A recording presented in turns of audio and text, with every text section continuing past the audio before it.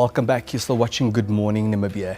Environmental, social and governance, ESG, is a framework used to express an organization's business performance on various sustainable and ethical issues.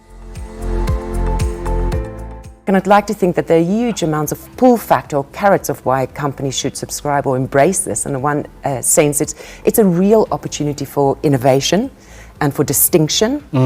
But I do think it is also a compelling measure of how companies can truly actually strengthen their own resilience. Because if we don't begin to look at the environment and the context of which we operate and make sure that's resilient, maybe our very businesses become unresilient too. So it's not just to do good for the sake of doing good to the outside, it is also making sure that the arena in which you operate has got a longer form of sustainability.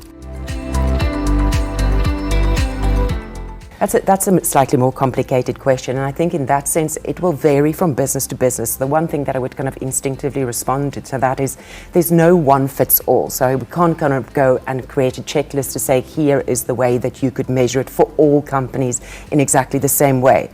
But in terms of the environment component, of course, would be to what extent are you causing less harm perpetually in the environment. On a societal level, I would kind of describe it as something where we're going beyond just social injustices or remediation, but actually looking to kind of say, how do we solve the root causes in society systemically to make sure there's greater participation?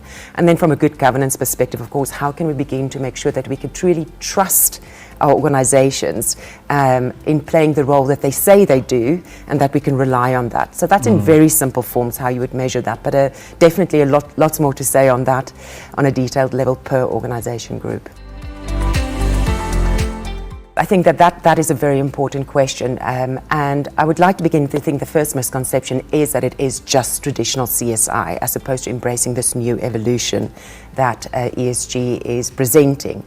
I think also another misconception is that it's just a checkbox. So if I kind of just follow a checkbox and not address that very essence that you so nicely describe, you're going to miss the trick. So I think those ones come first and center, but I think the more deep-seated or more challenging ones to relay to make sure that we can embrace this is one, the misconception that it threatens profit. So a lot of organizations see it as a way that perhaps corporates are being asked to move away from a profit-making focus into a more socialist focus, and therefore some resistance is being met. And I do think, yes, there are some complications, but in essence it should enable your profit-making business and not compete with it. So I think that's a very important misconception.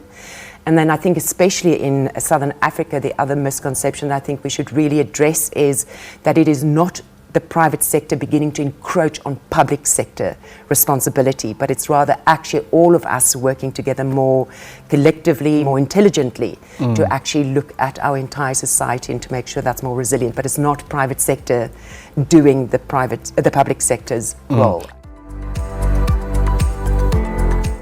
I would say that ESG per se is not so close to my heart, but what it represents, again going back to that word of essence, so the essence is close to my heart because I think coming from a very deep investment banking culture or background professionally, I could see firsthand being part of its then social responsibility committee by how we're using just a little bit of investment to actually leverage that without real effort by the company to have massive exponential impact in the environments that we can have. And it began to show me how easy it is really to actually leverage your platforms to unlock opportunity for more. And the more you actually unlock, the bigger the pie gets. So it's not something that we should see that shrinks the pie, it's a mechanism that unlocks potential. And for that, I'm hugely excited. The framework itself for me is just a language, as I said, that helps us to actually align and get to commonality.